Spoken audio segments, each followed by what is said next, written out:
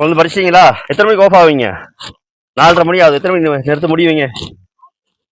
நானாம்மா உங்க மகன் நினைச்சீங்களே, உங்க மகன் மாதிரி ஒரு ஆள் நினைச்சுக்கீங்க. மாதிரி மகை இல்ல, மகை மாதிரி.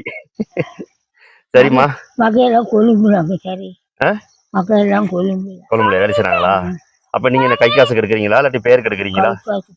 கை காசுனா வந்து பென்ஷன் வாங்கினதுக்கு பிறகு ஒரு கிலோவுக்காக கொடுக்குற காசு இல்லையா? மகமாரி என்ன செய்றாங்க? அப்படியா? அப்ப நீங்க வேலை செய்றீங்க? நீங்க வேலை செய்றீங்க மகமார் கொழும்புல இருந்தா? கொழும்புல இருக்கு நம்ம வயிற்று கொழும்புக்கு அவரு எங்க மாப்பிள்ளைக்கு இதுல இருந்து இப்ப நீங்க எத்தனை கிலோ எடுப்பீங்க ஒரு நாளைக்குமா? எத்தனை கிலோ எடுப்பீங்க ஒரு நாளைக்கு நீங்க கொழுந்து? எத்தனை தாத்தா? கொழுந்துல அதுதானே கொழுந்தே இல்லைங்க பாருங்க. என்ன பாத்து இதுலயும் பாதி கழிப்பாங்களேம்மா முத்துன கொழுந்து. மேல குடுக்க மாட்டேங்கிறாங்க. அப்படியாம்மா? ஒரு நாளைக்கு எத்தனை கிலோ எடுப்பீங்க? எத்தனை தாத்தா எடுப்பீங்க? தாத்தன்றது கிலோ.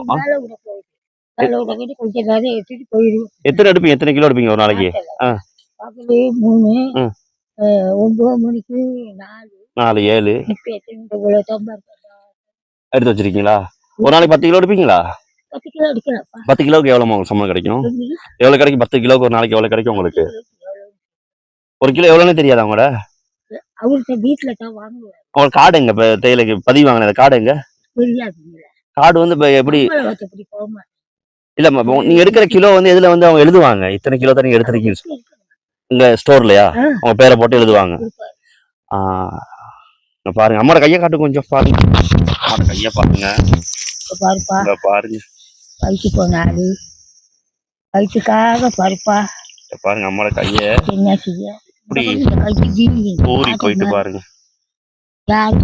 நம்ம வயிற்று குழந்தைக்கு இதுலதான் அட்டையெல்லாம் இருக்கணாமா பாருங்க. அட்டை இதுனா இப்ப வந்து சிறுத்தை புலிலாம் இருக்கணாமா.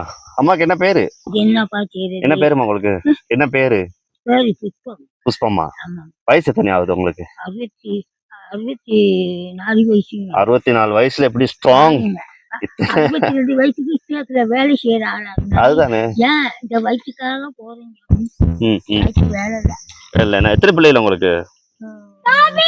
2 ஆம்பளை பிள்ளைங்க, ஒரு பிள்ளை இன்னொரு 10 குட்ட பிள்ளை வெளியூர் போயிருச்சு. அது சரி. 3 பிள்ளைங்க மொத்தம்.